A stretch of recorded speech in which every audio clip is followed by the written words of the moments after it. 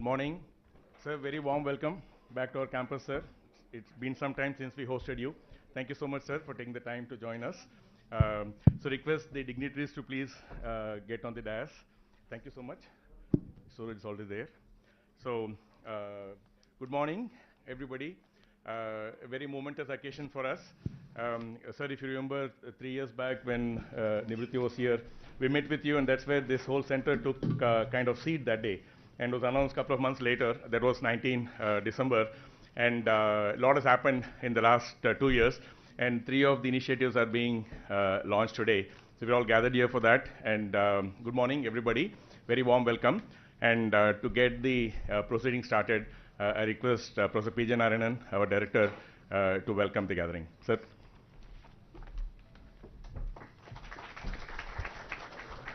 Good morning, particularly to Sri KTR Garu, a good friend of the institute, to Nivriti Roy and others on the Nivriti Rai and others on the stage, and the dignitaries on the attendance here. IIIT Hyderabad is an institution that was facilitated by the state government, but in a model where no funding was given by the state government, only the land and buildings were given. So we call ourselves an institution that is for the larger society, of the larger society, and by the larger society. And that's how we have worked. It's set up in 1998. We will soon be entering our 25th year, and we are planning somewhat gala Silver Jubilee celebration starting this September 2nd, which is our foundation day for about 18 months of Silver Jubilee celebration. In the meanwhile, we adopted a model of research-led education, undergraduate, postgraduate education, but everything focused on research, and have done reasonably well in that. In early years itself, we focused on, somehow AI was a focus area here. Our early research centers were in NLP, computer vision, data engineering, robotics, and that kept going. Academic work kept getting bigger and bigger. And in 2015, TCS Foundation gave us a good amount of money to establish what is called Kohli Center on Intelligent Systems, named after a great man, F.C. Kohli. And the purpose of KCIS was to integrate and coordinate all the AI-related academic activities within the institute. And then we focused on more applied research. This AI and technology is good to have lots of academic research, but how do we get it to the society? And many efforts started on that. In 2020 January, in partnership with Intel and Government of Telangana, we started this entity called INAI, or Integrating AI for Population Scale Problems. And the activities you see here are part of that effort. Later in 2020, the National Mission on Interdisciplinary Cyber Physical Systems, of DST, established a technology innovation hub on data-driven technologies here. You will hear more about it later. And earlier this year, we also inaugurated a Raj Reddy Center on Technology and Society. This is how to use technology for the bottom of the pyramid, particularly education and healthcare. So in all these activities in applied research, healthcare, transportation, and education have been our major focus areas, and there are so much to be done in all these also. So we work with government, we work with NGOs, we work with other players on the ground, because we don't know the problems ourselves. We also started the Center for Innovation and Entrepreneurship back in 2008, and we did very well in Hyderabad, and we were proud to be the seed idea and seed model for the T-Hub, which existed right next to us in this building until 2 weeks ago, and they have far outgrown us, and they have a fabulous building right in the city. I invite all the outside Hyderabad people here to go and take a tour of the T-Hub building, and Sri KTR Garu can be very proud of that.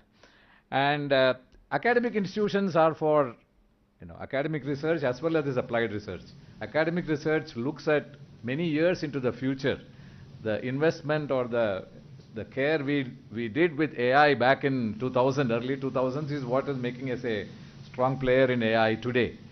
We are also focusing on other futuristic areas, perhaps quantum computing, social computing, climate science. These are the things that we want to make an impact on. And as I said, we are a institution for the society, of the society, and by the society.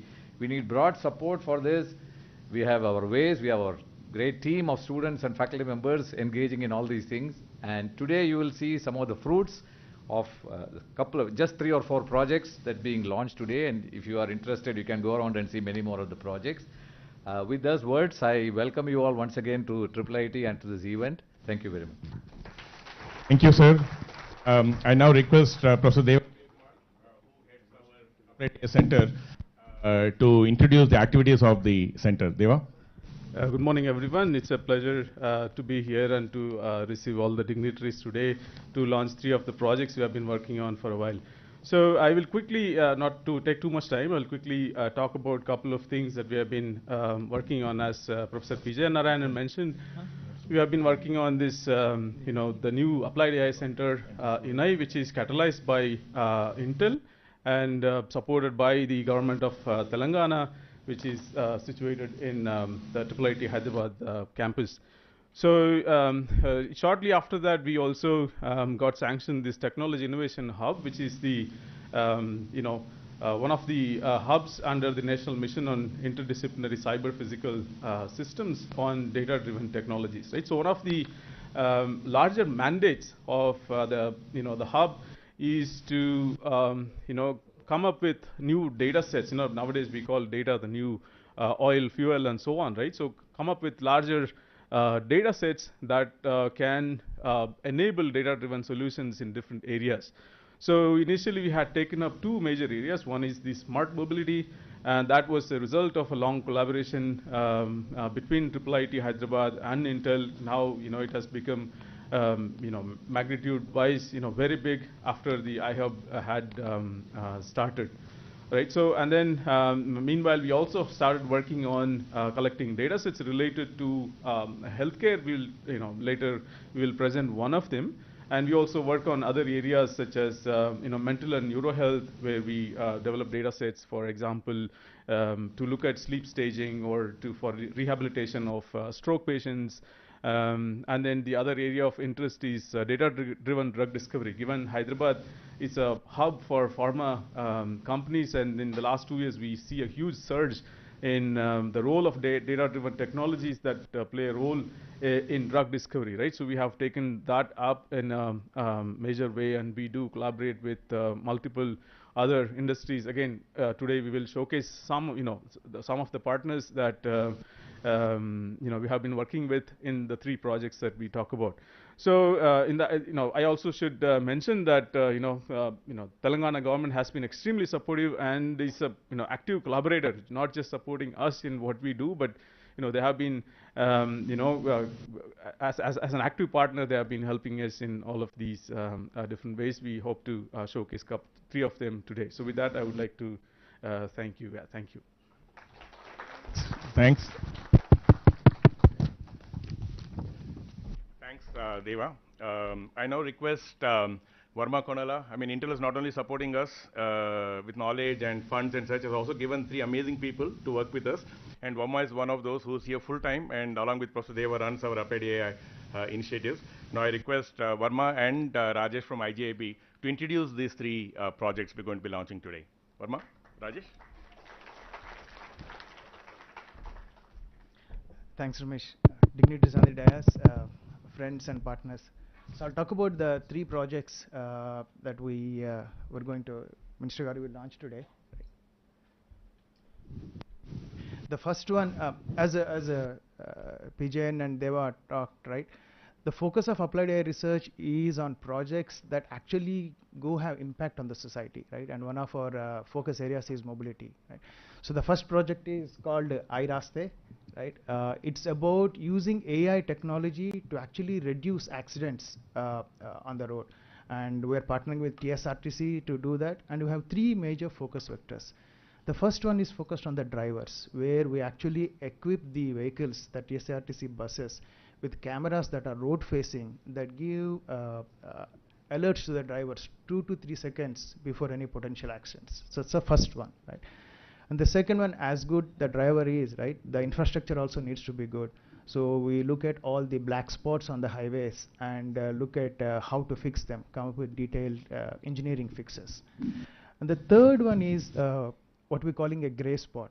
The black spots are what, you analyze the last 3 years of data and see how many accidents have happened. So they're a lagging indicator of the accidents, right? What if we can have a leading indicator? So we look at all these alerts that we are getting from all these cameras on the buses, and we do AI and ML on that and come up with what we're calling gray spots, which are potential black spots. So if we can take some action on these things, then we don't have to have accidents and deaths, right?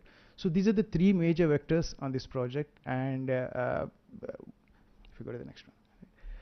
And also there's one more aspect that we're trying to do here, right? While the ADAS is focused on the road, we're also putting devices on some of the buses where there's a camera looking at the driver.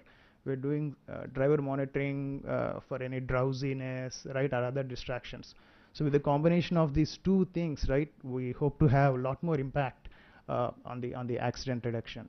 And one more thing we're doing in Telangana is focusing on highways. Right? If you see, our highways are only 5% of the network in India, but they contribute to 55% of the accidents. So what we're doing is we're equipping the buses that ply on the highways. Right? So if you see this map, so we already have 14 buses that are equipped. So this is a map of all the routes they have taken over the last 1 month. Right? So if you see, these are all the national highways and state highways. So we're going to focus on reducing the accident rates on the highways. Right? So this is project number 1. Project number 2 is Bodhyan. So this one, as PJ alluded to, started 5 years ago, where Professor Jawahar and Anbu and others put together what we call an Indian driving data set. This is the first driving data set of Indian driving conditions. Until then, most of the driving data sets were of US, Europe, or Western world. So this has been very good since then. Over the past 5 years, they have put a lot of data sets out there. We have thousands of users out there.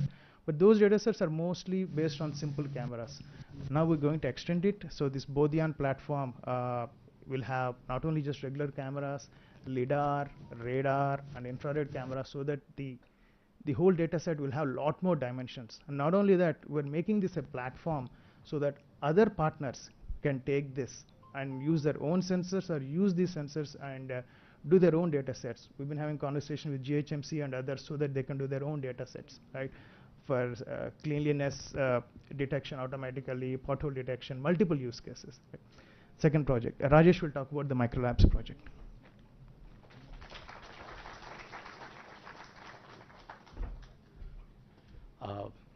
Good morning, and happy to be sharing what we intend to do under the Microlab. So as the name suggests, it talks about a lab which is micro in nature. So it means that we intend to set up labs which is closer to the samples which require to be investigated. And in this case, we intend to do that investigation using genomic means. So what is the requirement for the day? What we understand in last 2.5 years, much more than before, and that is the importance of whether we can combine 3 P's in terms of putative severity, predicted severity, and whether we can do something which is preventive in nature. So using this setup of Microlab, we intend to catch the mutations within the pathogens for their potential disease severity in the future. And how do we intend to do it? So if we go to the next slide. So that's what we want to do, that we want to read the book chapters, which is what is written within the pathogen genomes in terms of how many chapters are there, what are the different lines, and what are the different alphabets within that chapter, and that is what the Microlab will do. And how do we do this? By a machine which is literally I'm carrying, we can carry in our bag, in our pocket, and that's a Nanopore Sequencer, and that's what it does in real time. That when we put a DNA template through the machine, which essentially has nanopores, and they will pass through that nanopores, and it will be sequenced in real time based on what? Based on the electrical differences of the bases passing through that. And that's what we are going to implement it here. And next slide, please. And an additional advantage is that we can do many more samples together. And if we just go click on it, how do? We index many things together. So all of us here, we are wearing, say for example, different color of shirts. And that's what essentially we will do. If we want to know what potential bacteria we may have, we will mix them and we will label them with something unique to each of them, pull them together, sequence them, and again after sequencing we will differentiate the different colors based on the indexes which we have done. And once we complete all of this, that's what we will do.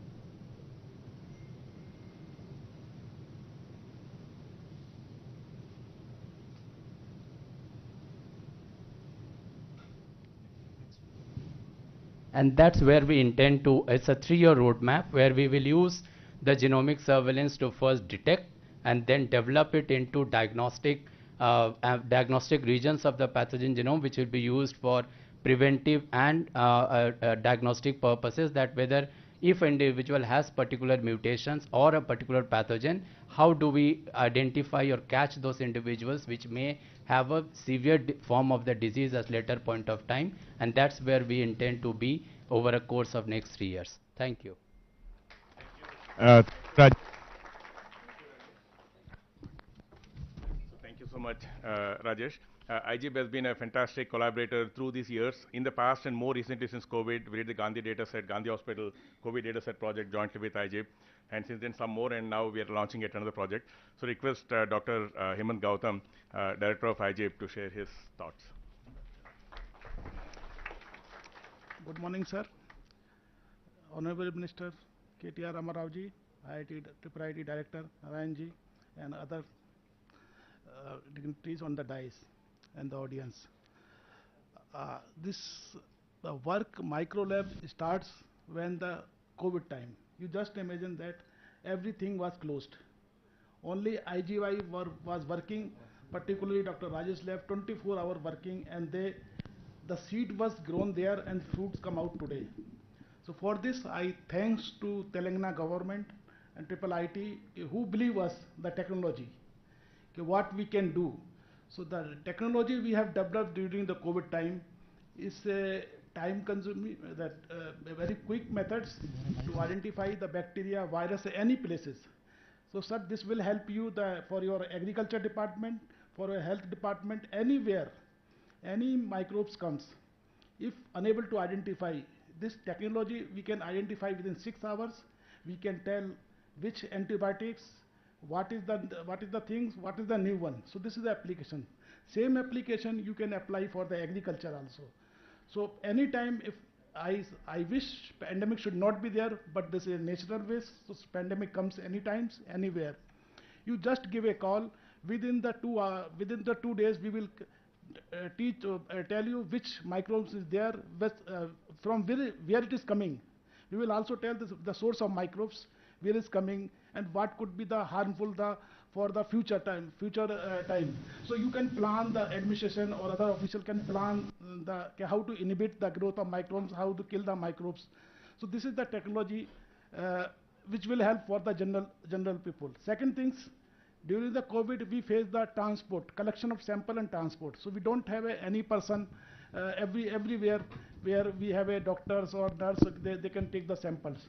So for this technology, you can take everything with 2 or 3 or people, go to the particular village, collect the samples, do data analysis there.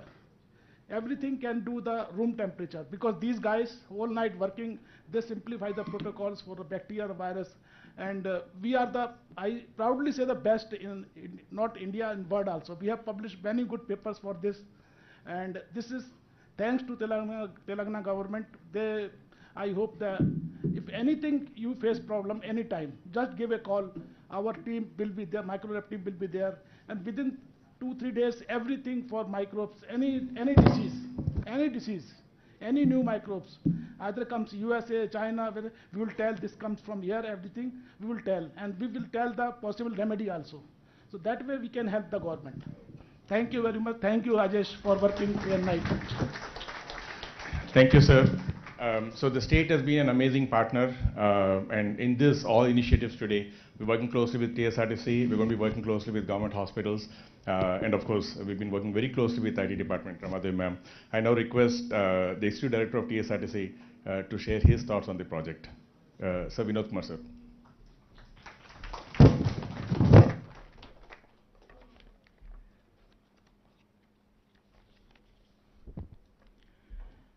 Respected Minister for IT, K.T. Ramarao Garu, and other dignitaries on the dais. First, very good morning to all of you. Before I just proceed on the subject, I would like to brief on the functioning of TSRTC and about TSRTC. See, TSRTC has a fleet of 9,376 buses over 99 depots, covering almost 32 lakh kilometers per day and carrying 48 lakh passengers per day. TSRTC has been recording lowest track record of accident rates in the national level. The factor is 0.07, that is the number of accidents per lakh of kilometers is 0.07, which is the lowest at the national level, and we have been bagging safety awards over a period of years. This we could achieve right from the recruitment level. There is adoption of stringent procedures for drivers, then vigorous training after recruitment also, then regular refreshing trainings, regular monitoring by safety driving. So we have safety driving stress at every depot who take care of the driving habits of the drivers. Then drivers are subjected to periodical medical examination once in every year. 100% of the drivers are covered for the periodical medical examination. I would like to place before you that our analysis on accidents involving with TSRTC buses. In this financial year, a total of 151 accidents have taken place so far, and 65 accidents with 43% was involved with two-wheelers, 39 accidents with 26% was involved with pedestrians and cyclists, 13 accidents with 99% was involved with four-wheelers. Further analysis on causes of accidents revealed that 74% of the accidents were due to collision from rear. It is comprised of 30 and 23%. Due to road crossing on the highway, busy roads, 23 accidents have occurred with 15%. Head-on collisions, 19 accidents have occurred with 13%. And overtaking the buses or other vehicles, 18 accidents with 12%. And wrong side driving also, almost 16 accidents have taken place with 11% of the total accidents. The accidents eventually result in loss of innocent lives of passengers, other road users, and sometimes even the drivers of the bus. Accidents shatters the dreams and progress of the victims' families. Not only this also causes damage to the properties, mainly the buses, and we are forced to pay huge compensations in the form of, for the accident victims. It's annually around 50 crores we are paying every year. I would like to mention that it is a fact that the latest technologies are evolving for greater safety benefits on the road. The latest vehicles today have driven assistance technology which helps to save lives by preventing accidents. Though TSRTC maintains lowest track record of accidents rates on the national level, we are committed to reduce further and bent upon to reach zero accident level. The government of Telangana through ITEC and department proposed to undertake artificial intelligence for road safety in TSRTC in partnership with Intel INI under project iRaste. TSRTC is very thankful and especially to our Honorable Minister. This project will definitely help TSRTC in further achieving its objective in reducing the accidents to a great extent. Artificial intelligence powered solutions can enable aspects of vehicle safety, mobility planning, and road infrastructure management, and hence a significant impact on safer mobility and transportation systems in Telangana. Being a stakeholder in road safety, TSRTC has agreed for implementation of artificial intelligence for installation of ADAS and ADAS devices. Data from other pilot projects have shown that 50 to 60% of the drivers have shown significant improvements in driving behavior with the ADAS devices. 14 RTC buses have been already equipped with ADAS devices and are under observation. These buses are plying mainly on the highways Hyderabad, Bangalore, Hyderabad, Vijayawada, Hyderabad, Adilabad, and other routes focused on both state and national highways. Further, it is also planned to equip around 200 buses the same devices, and mainly on the national and state highways. The proposal is also to equip buses with driver monitoring system solution. While ADAS cameras are scanning the road condition, DMS cameras are focused on the driver to detect conditions like smoking, drowsiness, and talking on the mobile phone, etc. After the observation is over, to establish the driver's baseline performance, alerts are turned on and monthly performance report are compiled for all the drivers. On behalf of TSRTC, I thank the government of Telangana, especially the Honorable Minister for IT Industries and the ITEC department in making TSS one of the partners in implementation of this prestigious project. Thank you very much. Thank you, sir. I mean, we can't do this without TSRTC. I think it's a key element in the project. So thanks for all the support from TSRTC, Sajjanar sir, and your officers.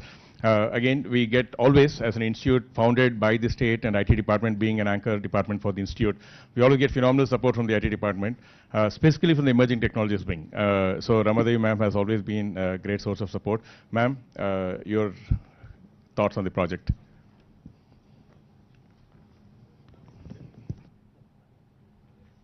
You can talk from there if you want.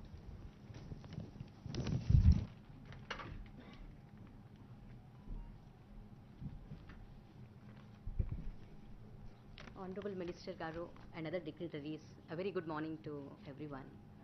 In fact, today morning I was a bit nostalgic. You know, it was a surprise, shocking I would say, when my iPhone threw up a picture, you know, with Nivruti ji and Minister Garu shaking hands.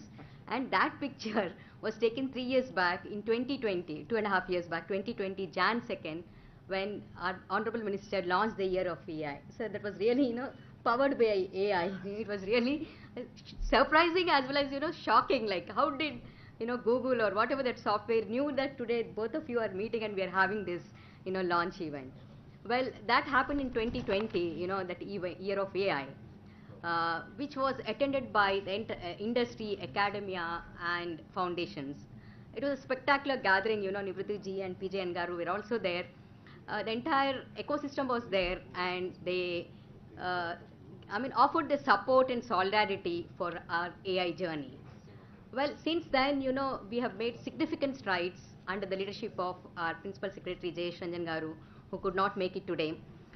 Though COVID had its impact, you know, on our initiatives, but nevertheless, there were some very good initiatives that we have undertaken.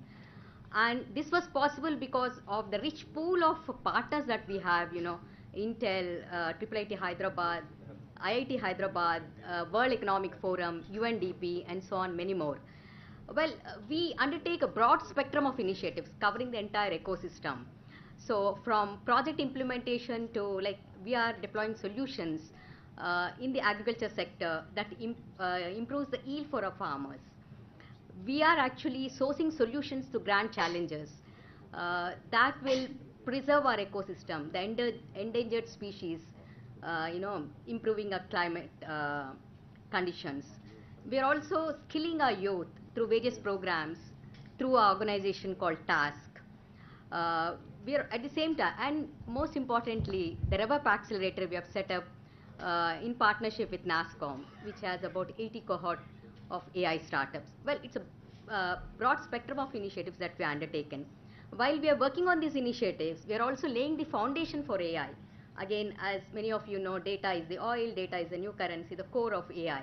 We are actually creating data sets, about, you know, 15 critical data sets in agriculture that will be made available over a data exchange platform that we are actually setting up, which will be available to all the researchers, you know, startups, companies that are developing solutions, anybody, you know. It's just not the government data sets that will be available over the data exchange platform, but also anybody, startups, or it could be research institutes, anybody can host their data. It's something like a stock exchange, you know, where people can exchange data over that platform. It's a very, you know, it could be a game changer for the AI ecosystem.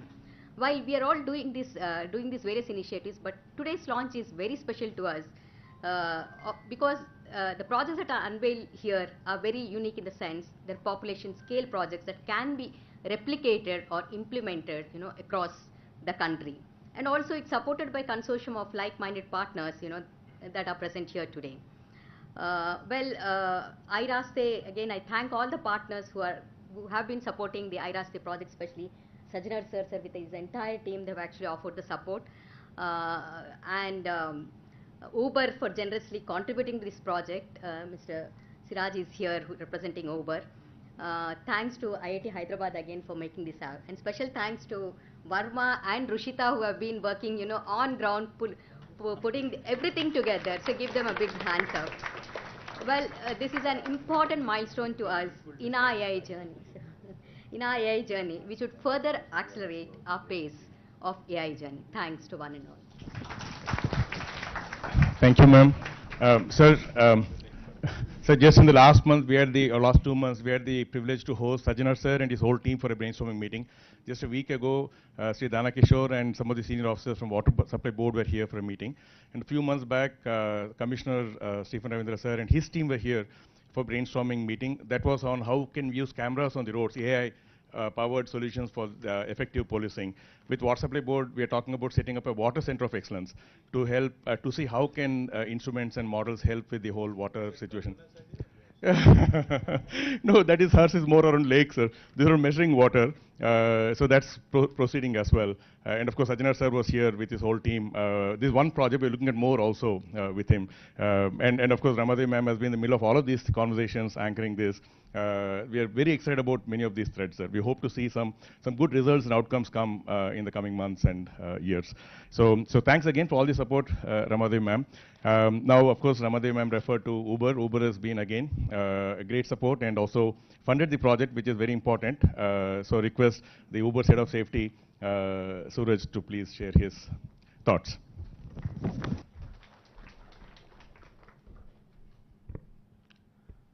My warmest greetings to all the dignitaries here today. It is truly an honor to be here today with the Honorable Minister and this illustrious consortium of industry, academia, and research institutes who have pioneered the adoption of digital technologies, accelerating India's commitment to road safety. We at Uber are privileged to partner on this cutting-edge project, which will further enhance road safety in Telangana and also be another step forward towards the Government of India's vision of achieving 50% reduction in road safety fatalities on Indian roads by 2030. The project will also provide momentum to states across the country for further technological interventions on road safety. At Uber, we stand for safety, and we believe that technology can play a major role in overcoming safety challenges and are vital to making our cities safer for its citizens. Our team is focused on developing new technologies, improving investments in customer support, and partnering with community leaders to improve safety in every city where we operate. We at Uber every day are working hard to make sure that every trip is as safe as possible and people can go from where they have to go to where they want to go safely. We know that the work of safety never stops, and we can and we will always challenge ourselves to always be better for the communities we serve.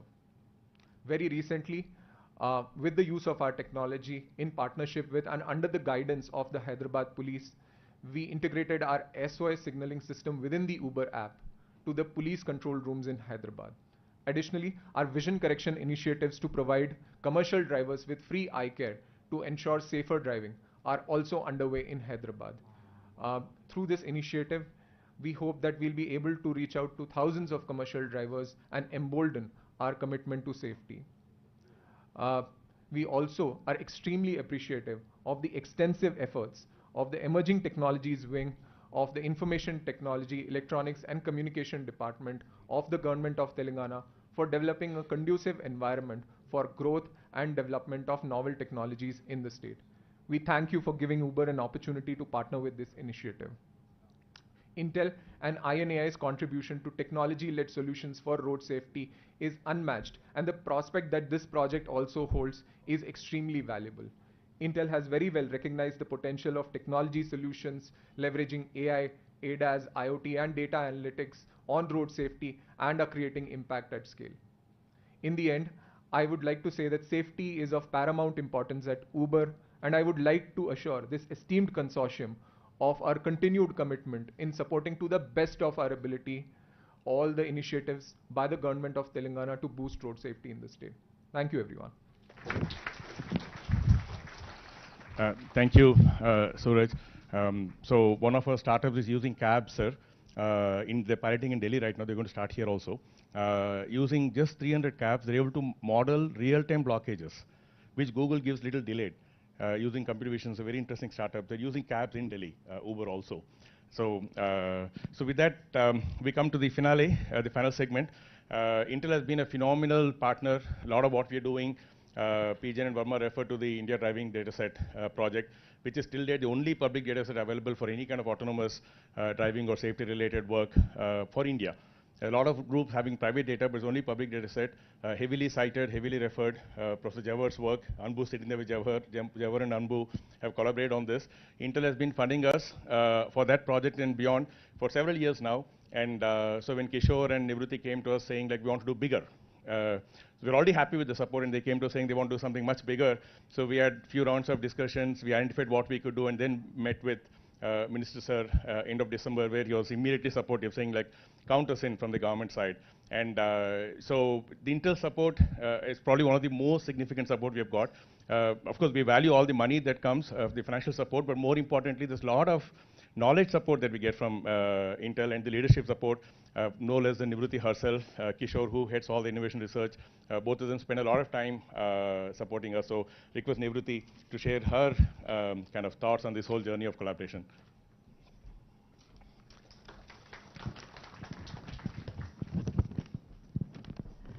Very good morning, everyone.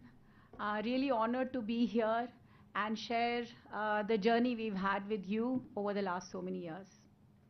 So, Honorable Minister, all my dignitaries and friends on the stage, as well as all of you attendees, I must tell you our journey began 5 years ago. We started working on what's called India Driving Dataset, and it was a small group of people, us, along with Professor PJN and Professor Jawahar. And I must tell you that since then, my engagement with IIIT Hyderabad has been phenomenal. I can tell you they run at the speed of Intel or even faster. No longer, thank you. I'll tell you there were times when people will say, oh, government is so slow, you know, government is like a dead weight on my neck. They'll say academicians are 5 saal mein dekhenge, 10 saal mein hoga, you know, things like that. Professor Jawahar and PJN are not like that. They run fast with us. With that India Driving data set, we've had thousands of researchers leveraging. And you know, just for a little correction based on what you heard is, it's not just Indian researchers who are counting on this open driving data set, it's global. So we're creating global value. Yes, data is oil, yes, data is, but this is the value we are seeing, you know, happen around the world as well as in India. So this happened 5 years ago. 3 years ago, we established our design center in Hyderabad, and we are leveraging that. We have, you know, Verma, who's, you know, fully here working on this applied AI research center. So 3 years ago, we established our design data centers, and then subsequently, we established the first and only of its kind applied AI research center, which we call ENI. Thanks to Professor PJN and all our partners who enable this. 3 focus areas, what I loved hearing is health, smart mobility, and education, and that perfectly aligns with Intel India's vision, and that's why, you know, we are working in perfect tandem. Sometimes I even forget, is this an ENI resource, an Intel resource, a IIIT Hyderabad resource? We work that much in tandem. We are each other's extended team. Professor PJN and I were just talking, we were talking about semiconductors, and it's wonderful to see his thinking, how he's aligned with, you know, what India's semiconductor plan should be, and I really am going to count on him to help me with that. So this was our journey so far. I'm really happy to tell you that over the last few years, as Intel and many partners have done a few pilots across 4 states, Telangana being one of them, and we realized that with those kind of pilots, we saw 40 to 75% collision reduction on the roads. That gave us tremendous hope and possibility that the death that India sees, all of you know, 17 deaths would have happened in 1 hour in India across the country, and 60% of them are on highways. So we thought this is an amazing area to focus on. Technology is the cheapest way if we could save lives. We then went into Nagpur full-scale deployment, and we had 1,000 kilometers, urban roads, 1,000 kilometers evaluated, and let me share with you some data.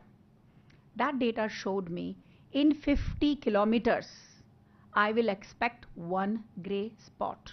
Gray spot means likely an accident could happen. Infrastructure issues, driver issues, lighting issues, vehicle issues, could be anything, but one gray spot in 50 kilometers. Honestly, I drive 50 kilometers in 2 days just to go to work and come back. So likely that I will face an accident every 2 days. If your driver is saving you, thanks, kudos to the driver. So 50 kilometers, one gray spot we saw in Nagpur. Now let me tell you what happens in Telangana. Telangana has 30,000 kilometers of highway, national and state, you saw the pictures. Also, 24,000 accidents, collisions that are happening across the state. If we take 60%, which happens on highway, that tells me 15,000 accidents are happening on Telangana highway, state and national. And I told you 30,000 kilometers. Tells me in every 2 kilometers of Telangana highway, there's likely one accident per year that can happen. That's the impact to you and me, who have our lives, so much of our lives on the road.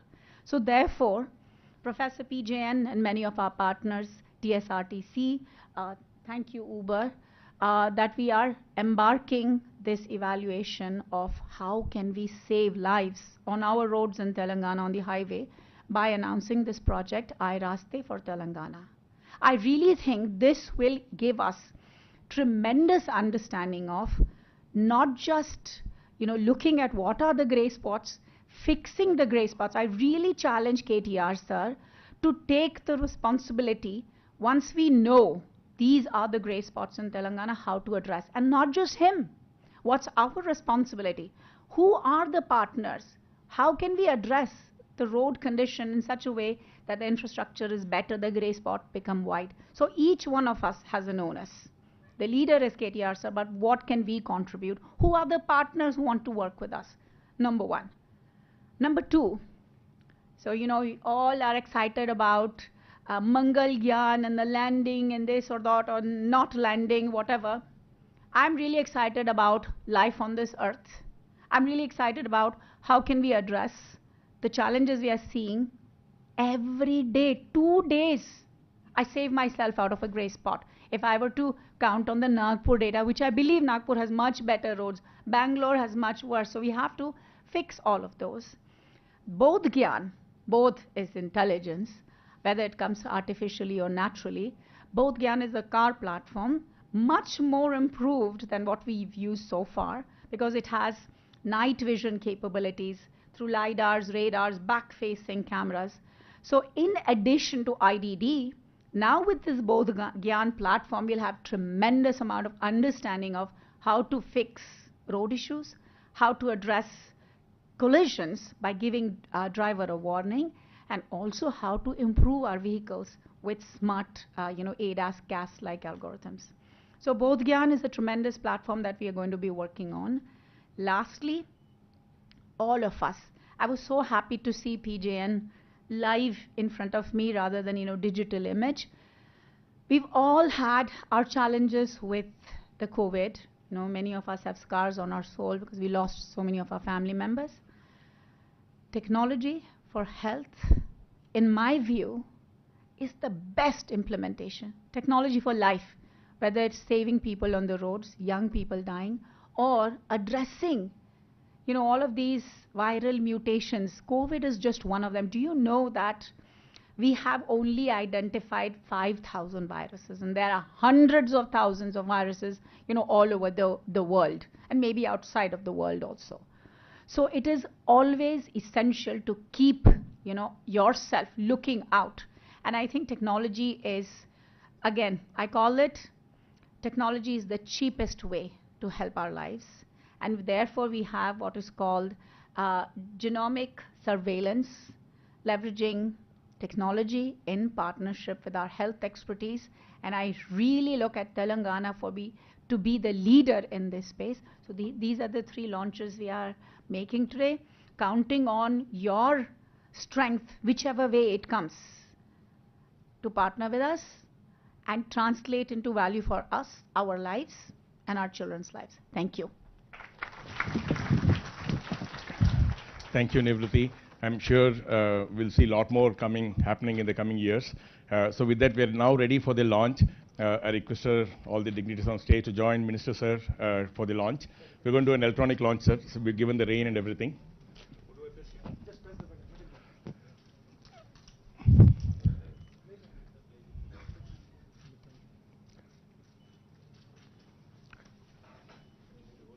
No, it's coming, sir.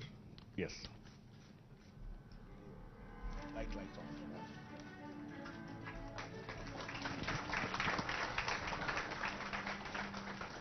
India has one of the largest road networks in the world and is emerging as the fastest growing network. With more vehicles on road, safety is now crucial than ever before and is a major developmental issue and public health concern. To help address this, the Government of India is aiming for a 50% reduction in road fatalities by 2025. Artificial intelligence will act as a force multiplier to transform road safety engineering and prevent accidents before they happen.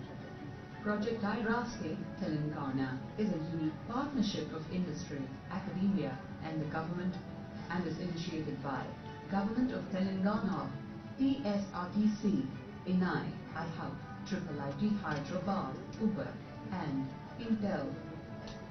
Project iRaste brings in a holistic safe systems approach to aspects of vehicle safety, mobility analysis, infrastructure safety.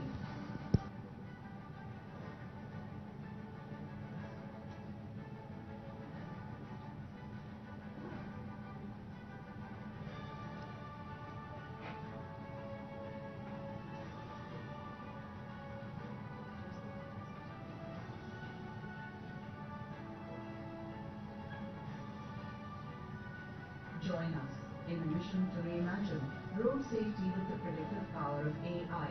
Project iRaste Telangana, intelligent solutions for road safety through technology and engineering. So that was the first project. Now, sir, request you to press the button one more time to launch the second one, soft launch.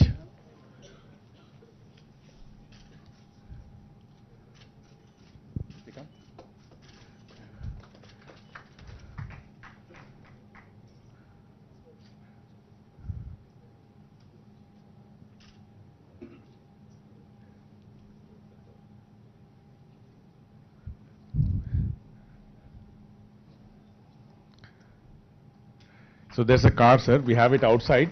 We didn't want to go in the rain, but maybe we can just drop by just before you leave. So that's the data collection platform, sir, that Nivruti was referring to. The third one is physical. So we're unveiling the plaque. The lab is in another room, another building. So we're just going to unveil the plaque, sir. Please, if you can.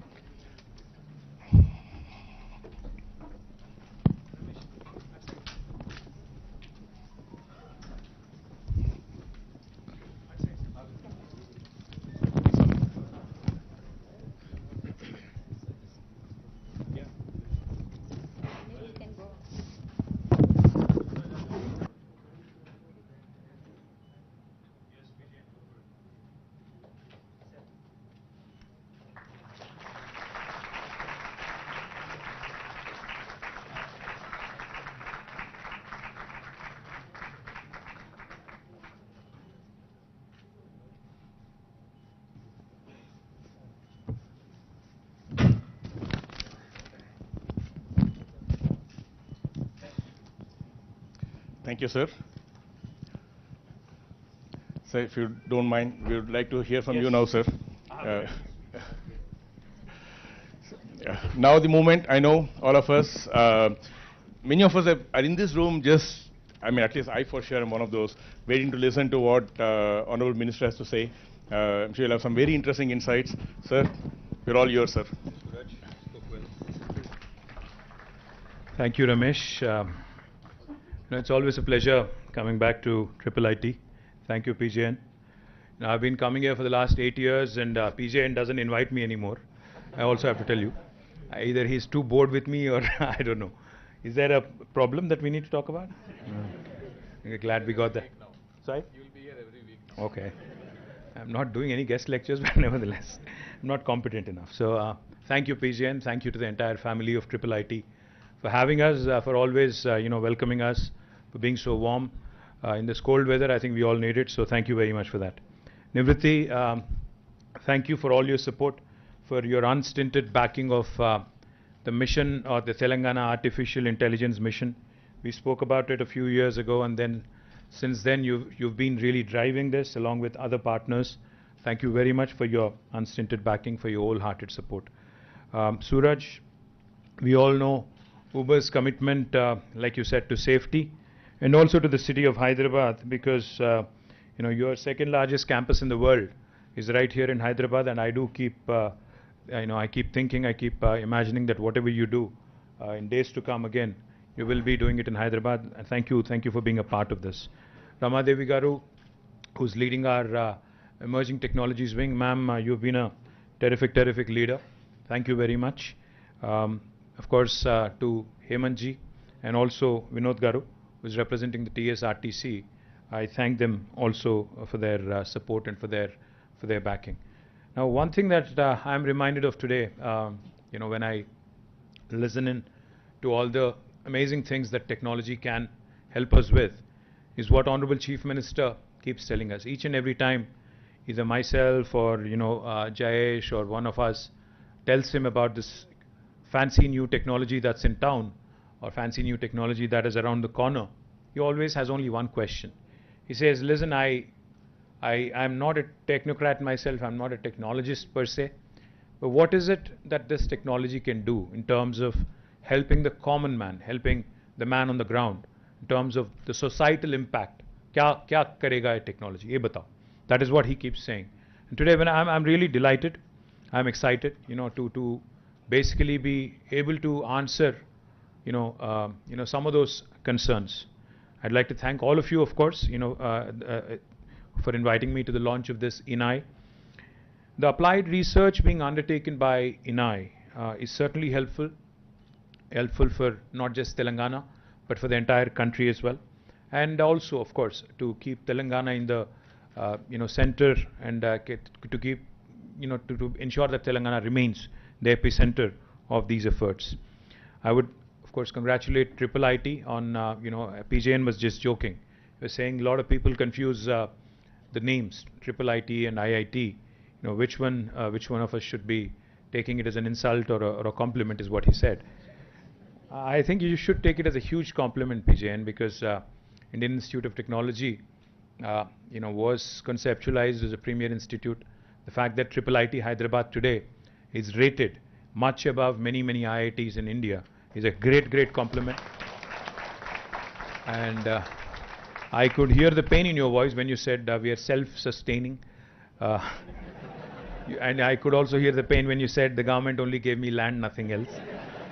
I promise you one thing, he was just whispering in my ear that he needs some support for quantum computing labs that he's setting up. We will support you fully. I will assure you. I will ensure that you get that money that you require to do a nice quantum computing facility right here. And when Nivriti was mentioning, that ये government है, धीरे होता है काम, she was talking about Karnataka government, not us. Trust me, that's the government, that's the city that she lives in. So she was talking about them, not us, right? Haan, sahi. Because I also was listening in very carefully when she said road safety and all. She said Nagpur mein roads theek hai, Bangalore mein worse hai. She didn't mention Hyderabad, so I'm guessing we are somewhere in between. Right, Nivriti? Somewhere in between, pakka. So all in all, I think what I really liked about what was mentioned earlier is how technology can be used, leveraged to save lives. Essentially, that's what it's about. I mean, save lives, improving standards of living, improving our urban infrastructure, improving our road safety, ensuring that we do things right. I mean, ensuring governments improve their standards of functioning, so to speak. And as we all know, Gartner's 2022 CEO survey also indicates that AI is the top priority for business leaders for the third year in a row. In fact, back in 2020, when government of Telangana had declared 2020 as a year of AI, Little did we know that COVID was lurking around the corner, but we had a very ambitious agenda. But nevertheless, in fact, we went through the whole year doing multiple AI events, and Intel was, of course, a key part of many of those events. So AI and how it can be leveraged for the benefit of each and every person in the society. It could be a farmer, it could be a technologist, it could be a doctor, it could be somebody else. Everybody, in fact, can use AI, and in fact, COVID has also shown us that AI and the power of AI and how it can really help even the governments is something that we have truly appreciated over the last couple of years. Since AI acts as a new factor of production, Niti Aayog estimates that AI is expected to raise India's annual GVA growth rate by 1.3%, resulting in an addition of almost $957 billion to India's economy by 2035, which is 15% higher gross value added, which is GVA is obviously, as many of you would know, is a very close approximation of GDP. So almost 957 billion being added. You know, we keep hearing about the 5 trillion economy. I think 957 billion coming in from the power of AI is a huge potential for India to latch on, and every state in India, irrespective of what our challenges are, has to latch on to this opportunity, has to ensure, as Nivriti was pointing out, has to aspire to be the leader in terms of adoption of these technologies. Realizing this economic potential of AI, Telangana became the first state to initiate a focused effort with the launch of AI framework in 2020. Under this framework, we've launched number of programs, and we've been playing an active role and have been playing the role of an enabler for the AI ecosystem. We had set up the Telangana AI mission, called as a TAIM, a dedicated institution in partnership with NASSCOM to drive all AI initiatives in the state. In fact, Nivriti is also a member of TAIM, which is a governing council, and has been offering strategic leadership as well. A very important initiative of TAIM has been the RevUp Accelerator, which is currently supporting 80 plus MVP stage AI startups in a bid to generate unicorns over the coming years. Since availability of skilled manpower is critical to the growth of AI ecosystem, the government has also taken up skilling programs for students and faculties. AI, ML, deep learning, etc. All of these are being done in association with corporations like IBM, Intel, Microsoft, and NASSCOM Future Skills. Over the past couple of years, around 25,000 plus students and 4,500 plus faculties have been trained in such programs anchored by Telangana Academy for Skills and Knowledge, TASK, which is a government entity. Now, the government is also further ambitious this year and seeks to train at least 100,000 youth in high school in foundation AI courses, and would be glad to partner with Intel under its AI for Youth program. Data, as has been mentioned, is at the core of AI, and McKinsey actually estimates that digital transformation in agriculture alone could unlock $70 billion in Indian agriculture sector. Therefore, the government has also initiated focused efforts on data enablement in agriculture. We recently released an agriculture data management policy to enable protected sharing of both personal and non-personal data. Since Government of India's Personal Data Protection Bill is yet to become an act, the ADMP fills this critical gap with the goal of agri-tech innovation and development of custom solutions for the state of Telangana that would benefit the farmers. We have also initiated the development of an agricultural data exchange, which could be a game changer, that allows the easy and protected and secure sharing of all agri-related data, duly taking the consent of the data owners. The innovators shall be able to easily test and build their solutions on top of the data access through ADEX. Let me just give you a fascinating example of what data can do. In my constituency in Sirsila, we have a remote village which is possibly about 165, 170 kilometers away in a tribal habitation, a place called Veernapalli, which is now a Mandal headquarters, which has recently been recognized as a block headquarters, but it was actually a village. You know, about 4 years ago, my honorable MP, the local MP, then it was Mr. Vinod Kumar, he had adopted Veernapalli. So we had traveled there. In fact, using his MP funds, he had set up a very interesting facility, a small facility where he wanted to use technology for the benefit of the farmers. In fact, he had consulted a technology company, which again, of course, was using AI even 4 years back, in trying to help the farmers, understand the pest and help them understand the soil fertility, etc., etc. So we were there to inaugurate the facility, and these were all farmers who were possibly not so literate, possibly semi-literate, if you ask me. So we were there, myself and the Honorable MP and a bunch of officers, we were all there. So just like how we did today, we took a remote, we clicked the remote, the television set opened, and then there was a website which we had to click open, and we were trying to basically navigate through the website. So हम लोग कोशिश कर रहे थे, we were trying to understand how the website, and we were trying to also explain to the farmers how the website would help them, how the app would help them. There were two things, one a website and another an app. That was the first time I was seeing the website, so obviously I was not very familiar. And I was trying to understand, there was a trainer who was trying to, one of the faculty who's trained there, trying to explain to me, if you can just click a picture of the pest, it basically, will run through using AI as a platform and ML. Basically show the farmer in Telugu what the pest is and what needs to be done, right? So he was trying to show me, he was trying to navigate through the website. वहाँ पे जो किसान थे, जिनको already training किया गया था, they were also there in the room, about 10-15 of them. So the guy who was actually trying to show me the website, he was having a tough time navigating through the website. But this farmer who was standing right next to me, वो कह रहे थे कि नहीं वहाँ नहीं, next window में जाओ, वहाँ से नीचे जाओ, go to the drop down. I was like, wow, this guy really knows what he's saying. So I said, ये आपको कैसे मालूम है? He said, sir, we've been using that for a month or so now. And of course, the formal launch is today, but we've been using it for almost a month, so soft launch has already happened. And he was actually guiding the trainer कि आप यहाँ जाओ, यहाँ जाओ, यहाँ जाओ, फिर वहाँ जा click करो, फिर जाके आपको वो आ जाएगा. So I was zapped.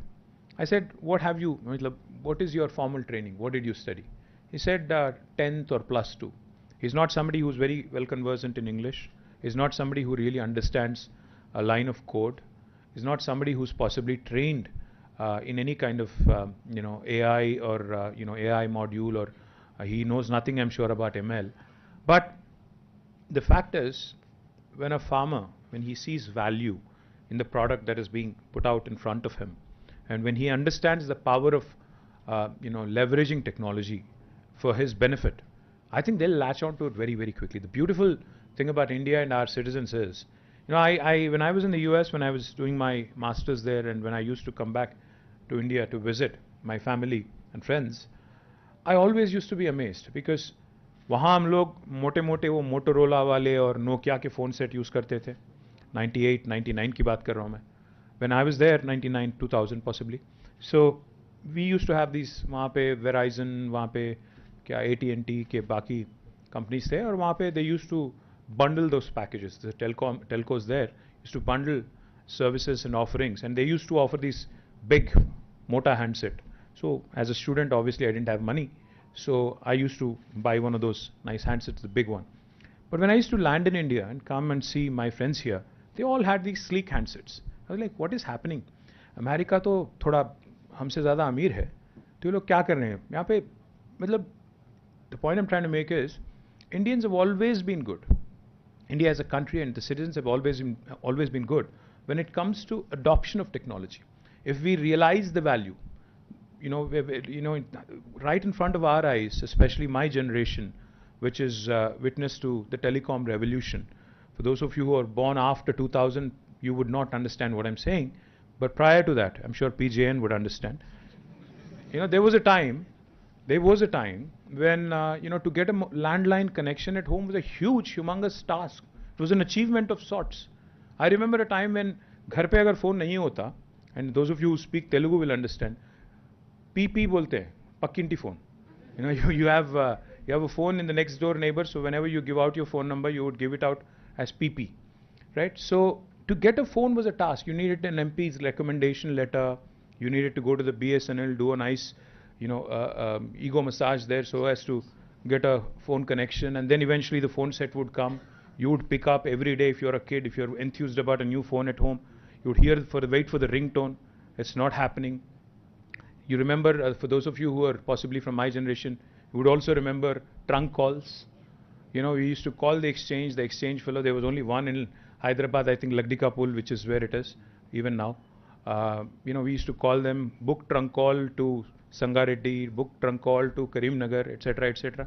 But see what has happened right in front of our eyes. The landline's gone, it's passé now. Nobody wants a landline phone anymore at home. After the telecom, sector has been opened up by Government of India, the kind of revolution we have witnessed right in front of our eyes. Today, each and every one of us has at least one mobile phone for sure. Some of us have two, some of us have three. You know, Pegasus and other things, do take a toll. So all of these things, that have come in right in front of our eyes, how technology has really transformed our lives in terms of communications, in terms of being able to be in touch with what's happening across the world, etc. And all the other technologies that have revolutionized the way we think. COVID was a great example. We've seen, some enterprises which have shown the world that you need not be in a small town or a big town to be able to work from home. You could even be working from your village. As long as technology and as long as connectivity is there, I think you're fine. As much as we love, as much as we would love to believe that technology is a great leveler, it is also a fact that it's a great connector. I mean, it really connects people of all strata. It really connects people of all hues and shades across the world. Helps you learn from each other. I think that's the transformative power of technology which Indians have always been good at adopting. So the whole $957 billion value that AI can bring in by 2035, I'm very passionate about it because I think it will not only have a transformative effect on the people at large, it will also have a transformative effect on our economy. It will also help India adopt better. It will also help India propel itself into the league of first world countries sooner than later. Our Honorable Chief Minister, like I said, always reminds us of this. He says, क्या फायदा है इससे जो तुम technology की बात कर रहे हो? Whatever you are mentioning to me right now, what is the point of it?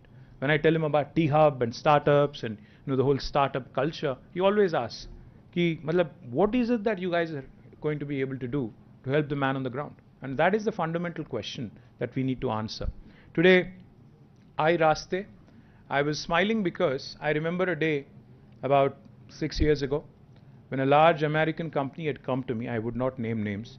They said, we have this cool technology which is going to give you an alert. As municipal minister, as urban development minister, you need to know how safe your roads are, how the lane discipline is being followed. So if somebody abruptly cuts into your lane, I can send you an alert to your command control center. I smiled. I said, no, why don't you give me an alert when somebody is actually coming at me in a one-way street? He said, why? Why would you need that? I said, welcome to India, welcome to Hyderabad. That's how we live. It's organized chaos. So point I'm trying to make is, I thought, I've said this before and I'll say it again. India cannot merely ape or copy what's happening in the West. A solution that would have worked brilliantly in Los Angeles or in New York or San Francisco will not work equally well here. We need solutions like iRaste, where TSRTC, where our local faculties, our local researchers, our local companies have to work together. We need our own solutions, our own recipes, because our challenges are different. We don't have the same exact challenges. We don't exactly have the same set of problems. So therefore, I'm delighted, thrilled that we will be able to save. Mr. Vinod was mentioning that they spend about 50 crores in terms of compensation payments annually, which is 4 crores per month. It's a huge number for a loss-making corporation, which a corporation which is still in losses. I think this is the sort of technological interventions, disruptions that we really need to ensure that our entities become safer, our citizens' lives are saved, our corporations are benefited, and our people at large and our society at large is also helped.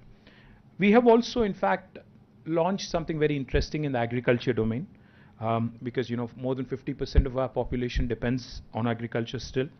Our flagship project using AI is called Sagu Bagu. Sagu, as you all know, is basically farming. Bagu is good practices in farming. We're doing this in tandem with World Economic Forum, wherein various emerging technologies, including AI, are being deployed on ground in a PPP mode. And we believe that we'll cover about 50,000 plus farmers in 2 years. Under this,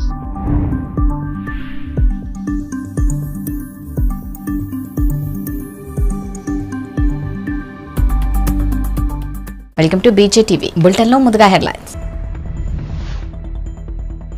railway ప్రయాణికులకు good news. ఈ నెల 25 నుంచి 30 ప్రత్యేక రైళ్లు. Britain ప్రధాని పదవికి పోరులో Rishi Sunak జోరు. కన్జర్వేటివ్ పార్టీ అధినేత పదవికి ఓటింగ్. రాజ్యసభలో బీజేపీ విప్గా జీవీఎల్ నరసింహారావు నియామకం. సిబిఐ చేతికి నెల్లూరు కోర్టులో డాక్యుమెంట్ల చోరీ కేసు. కాకాని చేయించారన్న టీడీపీ నేత సోమిరెడ్డి. రైల్వే ప్రయాణికులకు దక్షిణ మధ్య రైల్వే శుభవార్త చెప్పింది.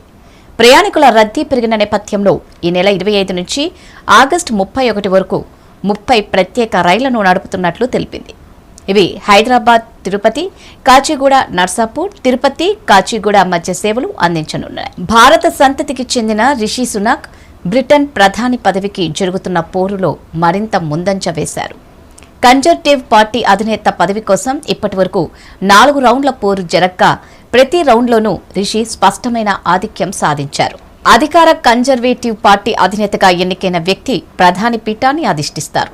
ఈ నేపథ్యంలో రిషి సునాక్ తన అవకాశాలను మరింత మెరుగుపరుచుకుంటున్నారు. కేవలం 59 ఓట్లు సాధించిన కెమ్మీ బడేనోవిచ్ రేసు నుంచి తప్పుకోవడంతో ప్రధాని పదవి కోసం బరిలో ముగ్గురే మిగిలారు. ఆ ముగ్గురిలో రిషి సునాక్ అగ్రస్థానంలో ఉండడం విశేషం. ఆ మిగతా ఇద్దరు ఎవరంటే వాణిజ్య మంత్రి పెన్నీ మోర్టాంట్, విదేశాంగ మంత్రి లిజ్ ట్రూస్. తెలుగు నేలకు చెందిన బీజేపీ రాజ్యసభ సభ్యుడు జీవీఎల్ నరసింహారావును మరో కీలక పదవి వరించింది. రాజ్యసభలో బీజేపీ విప్గా ఆయన నియమితులయ్యారు. ఈ మేరకు బీజేపీ అధిష్టానం మంగళవారం నిర్ణయం తీసుకుంది. ఆయా రాష్ట్రాలకు చెందిన పార్టీ సభ్యులను సమన్వయం చేసుకునేందుకు పార్టీ నేతలకు విప్ పదవులను కేటాయిస్తున్న సంగతి తెలిసిందే. ఇందులో భాగంగానే దక్షిణాది రాష్ట్రాలకు చెందిన పార్టీ సభ్యులను సమన్వయం చేసుకునేందుకు జీవీఎల్ నరసింహారావును బీజేపీ విప్గా నియమించింది. ఈ హోదాలో జీవీఎల్ ఏపీ, తెలంగాణ, కర్ణాటక, తమిళనాడు రాష్ట్రాలకు చెందిన పార్టీ సభ్యులను సమన్వయం చేసే బాధ్యతలను చేపట్టనున్నారు. ఇక ఏపీలో రాజకీయ ప్రకంపనలు రేకెత్తించిన నెల్లూరు జిల్లా డాక్యుమెంట్ల చోరీ కేసు సిబిఐ చేతికి చేరేలా కీలక పరిణామాలు చోటు చేసుకున్నాయి. ఈ కేసుపై మంగళవారం ఏపీ హైకోర్టులో విచారణ జరిగింది. విచారణ సందర్భంగా ఈ కేసును సిబిఐ దర్యాప్తునకు ఇస్తే తమకేమీ అభ్యంతరం లేదని రాష్ట్ర ప్రభుత్వం తరపున హాజరైన అడ్వకేట్ జనరల్ కోర్టుకు తెలిపారు. దీంతో ఈ కేసును సిబిఐకి అప్పగించే అంశంపై తగిన ఉత్తర్వులు ఇస్తామని హైకోర్టు తెలిపింది. అనంతరం ఈ కేసులో విచారణ ముగిస్తున్నట్లు ప్రకటించిన కోర్టు తుది తీర్పును రిజర్వ్ చేసింది. రామగుండం కార్పొరేషన్ పరిధిలోని 7వ డివిజన్ సప్తగిరి కాలనీలో ఇటీవల కురిసిన భారీ వర్షాలకు ఇళ్లలోకి నీళ్లు చేరి జనవాసాలను చిందరవందరం చేసిన విషయం తెలిసిందే. భారీ వర్షాలకు ఇళ్లల్లోని నిత్యావసర సరుకులు తడిసి ముద్దయ్యి వండుకోవడానికి ఇబ్బందులు పడుతున్నామని సప్తగిరి కాలనీకి చెందిన సుమారు 100 మంది వరద బాధితులు సేవా స్ఫూర్తి ఫౌండేషన్ అధ్యక్షులు మడిపల్లి మల్లేష్ కు ఫోన్ ద్వారా తెలపగా సేవా స్ఫూర్తి ఫౌండేషన్ సభ్యుల సహకారంతో 100 మంది నిరాశ్రయులకు భోజనాలను అందజేయడం జరిగిందని మల్లేష్ తెలిపారు.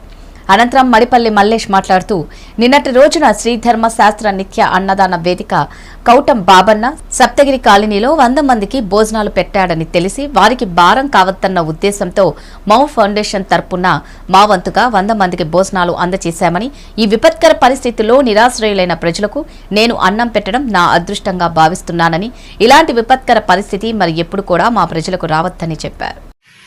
స్థానిక సప్తగిరి కాలనీలో ఇటీవల కురిసిన భారీ వర్షాలకు ఇళ్లలోకి నీళ్లు చేరి వండుకోలేక ఇబ్బంది పడుతున్నటువంటి కుటుంబాలకు మా సేవా స్ఫూర్తి ఫౌండేషన్ సభ్యుల సహకారంతో ఈరోజు 100 మందికి భోజనాలు అందించడం జరిగింది. ఈ యొక్క పరిస్థితి చూసినాక ఇళ్ల పరిస్థితి చూసినాక ప్రతి ఒక్కరు కూడా దుఃఖంలో ఉన్నారు.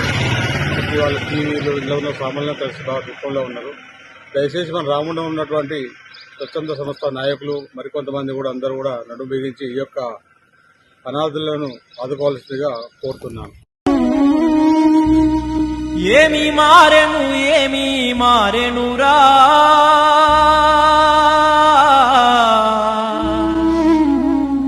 వెలివాడ పేదల బతుకులెందుకు హీనంగున్నైరా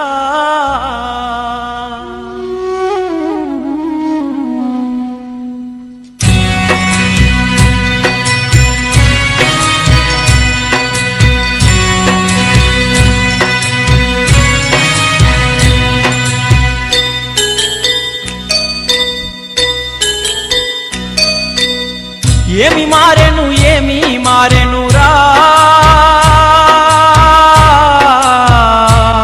వెలివాడ పేదల బతుకులెందుకు హీనంగున్నైరా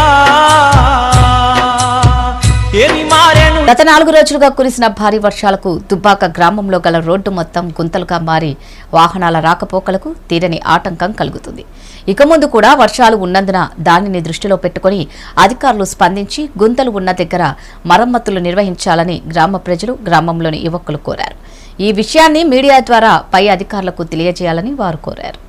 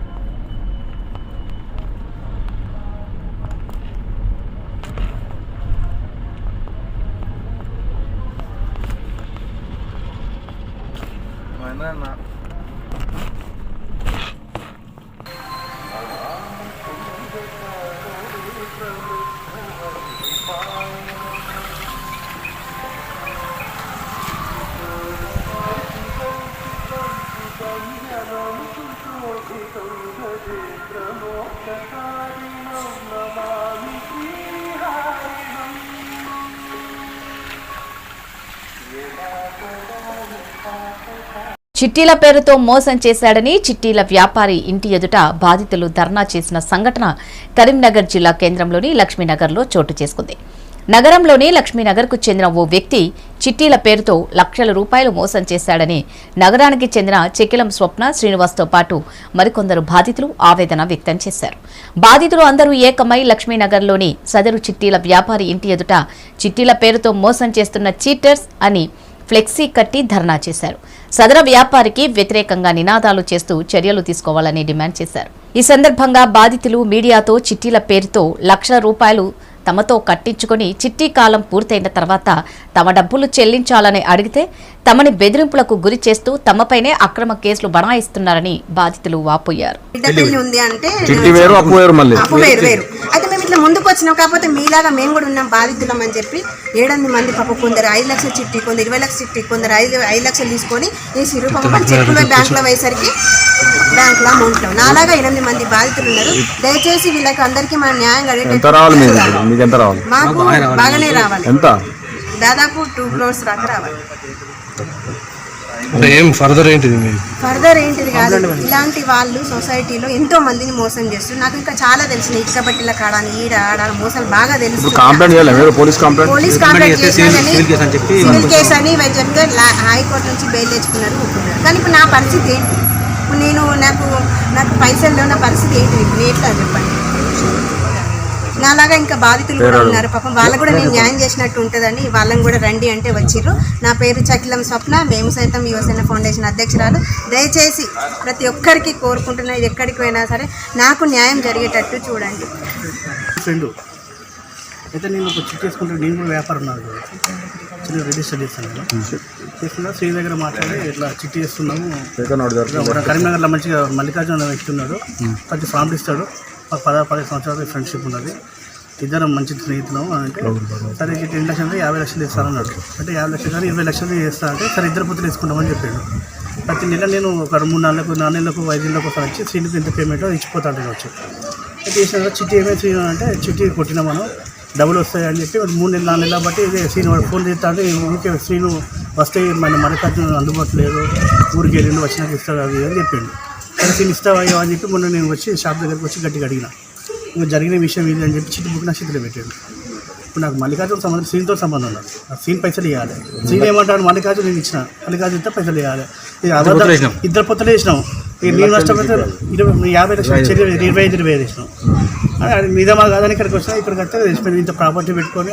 ఇట్లా అందరిని ఇబ్బంది పెట్టుకుని కూడా ఇంత పద్ధతి కాదు ఏదైనా ఉంటే ఇది ఉన్నది అని చెప్పుకొని వచ్చి మాట్లాడుకొని మీలాంటి మీడియా పెద్దోళ్ళకి ఇట్లా పిలుచుకొని ఇది జరుగుతుంది అని చెప్పుకొని ఇది ఇస్తా అని చెప్పుకుంటే మేము కూడా రూపాయి పోగు తీసుకొని కష్టపడి వేసుకున్నాం ఇది ఇట్లా వరంగల్ అందరు వరంగల్ పెద్ద కోట ముచ్చిపోతాను సీన్ అంటే మాకు నమ్మకం ఉంది సీన్ మీద నమ్మకం తోటి మీరు చిట్టేసింది ఇప్పుడు ఆయన మీద మల్లికార్జున నమ్మకం మీద ఆయన వేసిండు ఇట్లా మమ్మల్ని ఇబ్బంది పెట్టిన పద్ధతి కాదు కదా ఇదంతా కోటు పోడు ఇదంతా చేసుడు ఇదంతా ఎందుకు పరుచుకుంటే ఆయన ఒక పెద్ద మనిషి మమ్మల్ని ఇబ్బంది పెట్టుడు ఇదంతా పద్ధతి కాదు ఇప్పటికైనా మీడియా ముందుకు వచ్చి కానీ పెద్దల సమక్షంలో వచ్చి కానీ స్థానిక ఉన్న నాయకులను కానీ మనం పిలుచుకొని మాట్లాడుకొని మాకు న్యాయం చేసి మా పైసలు మాకు ఇస్తే అయిపోయాయి ముందుకు వచ్చి సమాజ సేవ చేయాలని ఉద్దేశం చేస్తున్నాను నేను ఒకరికి అన్యాయం అయితే న్యాయం చేసే దారిలో ఉండక ఇప్పుడు నేనే అన్యాయ పరిస్థితిలో మోసపోయాను ఒక వ్యక్తి ఎలగందుల మల్లికార్జున్ దాదాపు 23-30 కోట్ల ప్రాపర్టీ ఉన్న మనిషి చిట్టి వేశాను దాన్ని రిజిస్టర్ చేపిస్తాను అన్లీగల్ అని తర్వాత చేపించలేదు పోనీ అని మేము అవసర నిమిత్తం వేసుకున్న తర్వాత దానికి ఇంటికి వెళ్ళాము ఫోన్ లిఫ్ట్ చేయకపోతే ఇంటికి వెళ్తే స్టేషన్కి పోదాంపా అని బెదిరించిండు నాకు కూడా స్తోమత ఉంది సార్లు తెలుసు స్తోమత ఉన్నాడు అని ఏ కోపంలో ఉన్నాడని ఓపిక పట్టి 1 వీక్ ఆగిన తర్వాత నా ఇంటికి లాయర్ నోటీస్ పంపించాడు ఏమని చకిలం స్వప్న శ్రీనివాస్ చెక్కులు దొంగతనం చేశారని నేను ఒక సామాజిక సేవకురాలు అన్ని రాష్ట్రాలలో స్వప్న అంటే కొంచెం పేరు ఉంటుంది నా పరువు తీసిండు లాయర్ నోటీస్ వాడు ఇంతవరకు అన్యాయం 26 తారీఖు 12వ నెల బిడ్డ పెళ్లి చేశాడు అప్పుడు వచ్చి మాకు ఆల్రెడీ డబ్బులు బాకున్నా కూడా అప్పుడు వచ్చి అడిగితే సో పిల్ల పెళ్ళికి మనం ఎంతో పేదలకి సహాయం చేస్తున్నాము ఈయన అడిగినందుకు ఇవ్వాలని చెప్పి నేను బిడ్డ పెళ్ళికి అప్పుగా ఇవ్వడం జరిగింది ఇప్పుడు నాకు లాయర్ నోటీసు ఉల్టా పంపించాడు నాకు పరువుకు దీనికి ఎన్ని కోట్లు పెట్టినా ఈ పరువు రాదు నాకు పరువు మళ్ళీ ఇంకొకటి నాకు ప్రాణ భయం ఉంది ఎందుకంటే నువ్వేం చేసుకుంటావో చేసుకోపోను నా ఫోన్ రికార్డ్స్ కూడా ఉన్నాయి ఇగో నేను బాగున్నా తన కుమారుడు మనము సమాజంలో మెదిలితే మనం ఏం చేస్తే పిల్లలు అది చేస్తారు మనం మంచి చేస్తే వాళ్ళు ఉంటారు వాళ్ళ కొడుకు కూడా సంతకాలు ఉన్నాయి చిట్టి బుక్కులు వేసినాయి అన్నీ ఉన్నాయి నాకు అన్యాయం జరుగుతుంది నాకు ఈయన ద్వారా ప్రాణభయం ఉంది దయచేసి 4 నెలలు స్టేషన్లు అన్నీ తిరిగినా నాకు ఎటువంటి న్యాయం జరగలేదు అన్యాయం జరిగింది నేను పలానా వ్యక్తి ఏ వ్యక్తికైనా ఇచ్చే రకం కానీ తీసుకునే రకం కాదు దయచేసి నాకు న్యాయం కలిగేటట్టు చూడండి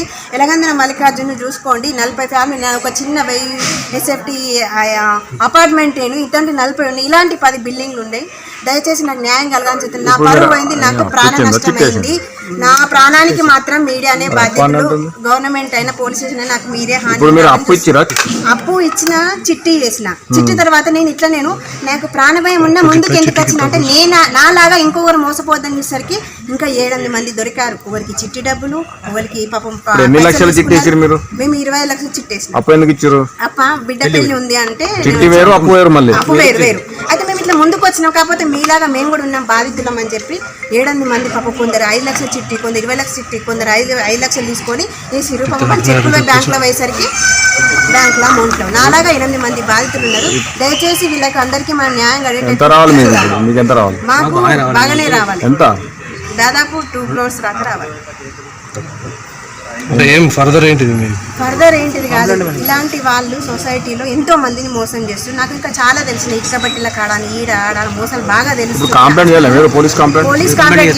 మద్నూర్ మండలం మెనూర్ సమీపంలో 161వ జాతీయ రహదారిపై జరిగిన ఆటో లారీ ఢీ కొట్టిన సంఘటనలో ఆటోలో ప్రయాణించే 5గురు దుర్మరణం చెందిన విషయం విదితమే ఈ విషయం తెలుసుకున్న జుక్కల్ ఎమ్మెల్యే హనుమంత్ షిండే మృతుల శవాలను పోస్టుమార్టం నిమిత్తం బాన్స్వాడ ఏరియా ఆసుపత్రికి తరలించారు ఎమ్మెల్యే ఎమ్మెల్యే ఆసుపత్రిని సందర్శించి పరిశీలించారు. మంగళవారం ఉదయం ఘటన జరిగిన స్థలం మండలంలోని మేనూరు గ్రామ శివారు ప్రాంతంలో ఎమ్మెల్యే సందర్శించి పరిశీలించారు. ఆటో లారీ ఢీకొట్టిన సంఘటనలో 5 మృతి చెందగా వీరిలో 2 మండలానికి చెందిన వారు కావడం విశేషం.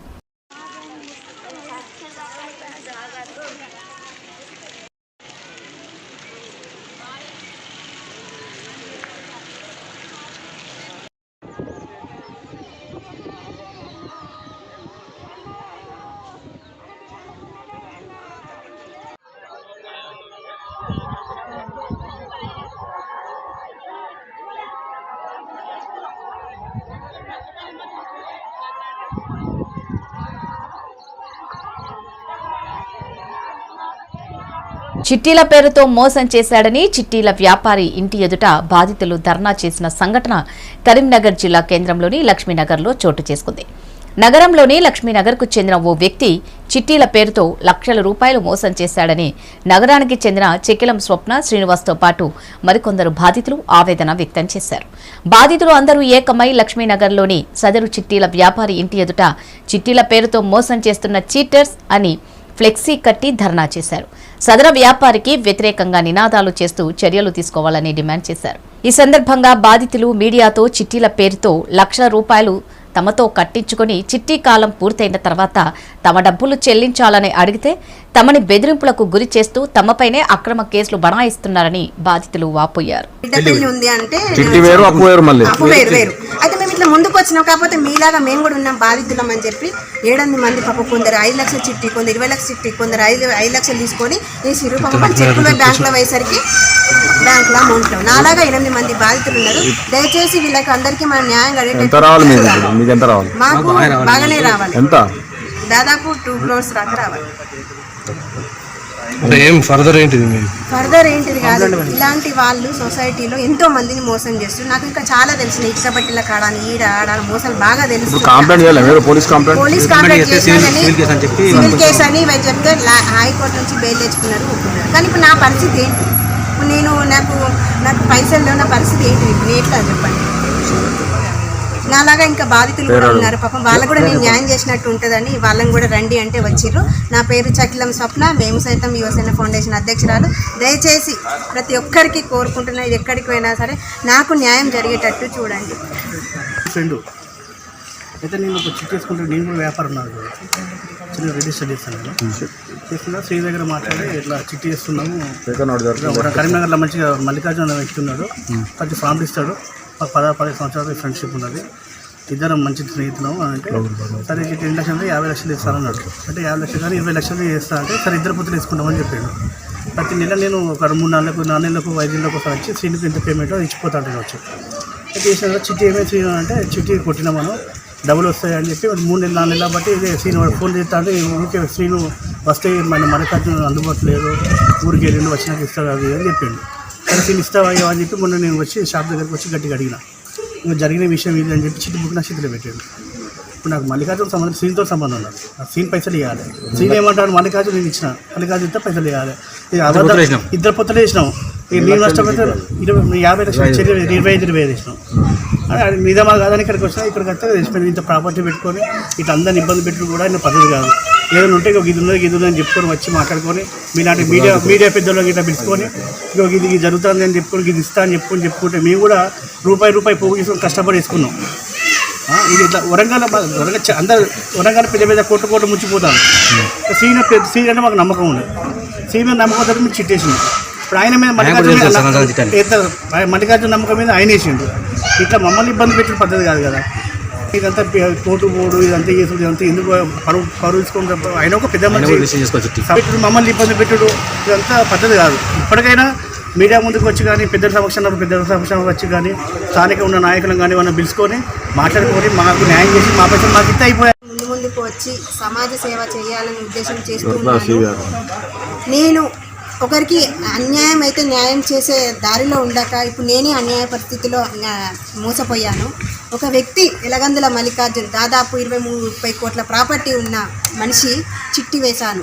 దాన్ని రిజిస్ట్రేషన్ చేపిస్తాడు అన్లీగల్ అని, తర్వాత చేపించలేదు. పోనీ అని మేము అవసర నిమిత్తం వేసుకున్న తర్వాత దానికి ఇంటికి వెళ్ళాము. ఫోన్ లిఫ్ట్ చేయకపోతే ఇంటికి వెళ్ళాము. ఇంటికి వెళ్తే స్టేషన్ పోదాంపా అని బెదిరించిండు. నాకు కూడా స్తోమత ఉంది, సార్లు తెలుసు స్తోమత ఉన్నాడు అని ఏ కోపంలో ఉన్నాడని ఓపిక పట్టి 1 వీక్ ఆగిన తర్వాత నా ఇంటికి లాయర్ నోటీస్ పంపించాడు. ఏమని? చకిలం స్వప్న శ్రీనివాస్ చెక్కులు దొంగతనం చేశారని. నేను ఒక సామాజిక సేవకురాలు, అన్ని రాష్ట్రాలలో స్వప్న అంటే కొంచెం పేరు ఉంటుంది. నా పరువు తీసిండు లాయర్ నోటీస్. వాడు ఇంతవరకు అన్యాయం. 26 తారీఖు 12వ నెల బిడ్డ పెళ్లి చేశాడు. అప్పుడు వచ్చి మాకు ఆల్రెడీ డబ్బులు బాకున్నా కూడా అప్పుడు వచ్చి అడిగితే, సో పిల్ల పెళ్ళికి మనం ఎంతో పేదలకి సహాయం చేస్తున్నాము, ఈయన అడిగినందుకు ఇవ్వాలని చెప్పి నేను బిడ్డ పెళ్ళికి అప్పుగా ఇవ్వడం జరిగింది. ఇప్పుడు నాకు లాయర్ నోటీసు ఉల్టా పంపించాడు. నాకు పరువుకు దీనికి ఎన్ని కోట్లు పెట్టినా ఈ పరువు రాదు. నాకు పరువు మళ్ళీ ఇంకొకటి, నాకు ప్రాణ భయం ఉంది. ఎందుకంటే నువ్వేం చేసుకుంటావో చేసుకోపోనా, నా ఫోన్ రికార్డ్స్ కూడా ఉన్నాయి. ఇగో నేను బాగున్నా తన కుమారుడు. మనము సమాజంలో మెదిలితే మనం ఏం చేస్తే పిల్లలు అది చేస్తారు, మనం మంచి చేస్తే వాళ్ళు ఉంటారు. వాళ్ళ కొడుకు కూడా సంతకాలు ఉన్నాయి, చిట్టి బుక్కులు వేసినాయి, అన్నీ ఉన్నాయి. నాకు అన్యాయం జరుగుతుంది. నాకు ఈయన ద్వారా ప్రాణ భయం ఉంది. దయచేసి 4 నెలలు స్టేషన్లు అన్నీ తిరిగినా నాకు ఎటువంటి న్యాయం జరగలేదు. అన్యాయం జరిగింది. నేను పలానా వ్యక్తి, ఏ వ్యక్తికైనా ఇచ్చే రకంగా తీసుకునే రకం కాదు. దయచేసి నాకు న్యాయం కలిగేటట్టు చూడండి. ఎలాగంటే మల్లికార్జును చూసుకోండి. 40 ఫ్యామిలీ, ఒక చిన్న ఎస్ఎఫ్టీ అపార్ట్మెంట్ ఇటువంటి 40 ఇలాంటి 10 బిల్డింగ్లు ఉన్నాయి. దయచేసి నాకు న్యాయం కలగాలని చెప్తాను. నా పరువు అయింది, నాకు ప్రాణ నష్టమైంది. నా ప్రాణానికి మాత్రం మీడియానే బాధ్యతలు. గవర్నమెంట్ అయినా పోలీస్ స్టేషన్ అయినా నాకు మీరే అప్పు ఇచ్చిన, చిట్టి చేసిన. చిట్టి తర్వాత నేను నాకు ప్రాణభయం ఉన్న ముందుకు ఎందుకు వచ్చిన అంటే నాలాగా ఇంకొకరు మోసపోద్దని చూసరికి ఇంకా 7-8 మంది దొరికారు. ఒకరికి చిట్టి డబ్బులు, ఒకరికి పాపం మేము 20 లక్షలు చిట్టేసిన. అప్ప బిడ్డ పెళ్లి ఉంది అంటే అప్పు వేరు. అయితే మేము ఇట్లా ముందుకు వచ్చినాం. కాకపోతే మీలాగా మేము కూడా ఉన్నాం బాధితులం అని చెప్పి 7-8 మంది పాపం కొందరు 5 లక్షల చిట్టి, కొందరు 20 లక్షల చిట్టి, కొందరు 5 లక్షలు తీసుకొని వేసి రూపాయలు చెక్కులు బ్యాంకులో వేసరికి బ్యాంకులో అమౌంట్ నాలాగా 8 మంది బాధితులు ఉన్నారు. దయచేసి వీళ్ళకి అందరికీ మనం న్యాయం కలిగేటట్టు మాకు బాగానే రావాలి. దాదాపు 2 crores దాకా రావాలి. ఫర్దర్ ఏంటిది కాదు. ఇలాంటి వాళ్ళు సొసైటీలో ఎంతో మందిని మోసం చేస్తారు. నాకు ఇంకా చాలా తెలిసిన ఇక్కబట్టిల కాడని ఈడ మోసాలు బాగా తెలుసు. మండపేట నియోజకవర్గ వైఎస్ఆర్సీపీ ఇన్ఛార్జ్ ఎమ్మెల్సీ తోట త్రిమూర్తులను కాకినాడ కేంద్ర గ్రంథాలయ నూతన సెక్రటరీ విఎల్ఎన్ఎస్వి ప్రసాద్ మంగళవారం మర్యాదపూర్వకంగా కలిశారు. మండపేట విజయలక్ష్మీ నగర్లోని వైసీపీ కార్యాలయంలో వీరు భేటీ అయ్యారు. ఈ కార్యక్రమంలో జిల్లా గ్రంథాలయ సంస్థ చైర్మన్, వైసీపీ రాష్ట్ర కార్యదర్శి దూలం పద్మ వెంకన్నబాబు, గ్రంథాలయ సంస్థ యూనియన్ అధ్యక్షులు తుమ్మలపల్లి జయకృష్ణ, వైసీపీ నాయకులు తుపాకుల ప్రసన్నకుమార్, అద్దంకి రమణ, చెబోలు సత్యబాబు పాల్గొన్నారు. ఆలకుంట పర్సారాములు ఎస్ఓ పెద్ద రాజయ్యకి సంబంధించిన 2 లక్షల రూపాయల ఇన్సూరెన్స్ చెక్ను మరియు రంగు సత్యాలకి ముఖ్యమంత్రి సహాయ నిధి పథకం కింద మంజూరైన 23,500 రూపాయల అలకుంట నర్ధవ్వకు చెక్కులను పంపిణీ చేశారు. రాజన్న సిరిసిల్ల జిల్లా ఎల్లారెడ్డిపేట మండలం గొల్లపల్లి వడ్డెర కాలనీలో ఐటీ శాఖ మంత్రి కేటీఆర్ ఆదేశాల మేరకు ఇంటికి వెళ్లి చెక్కును అందజేశారు.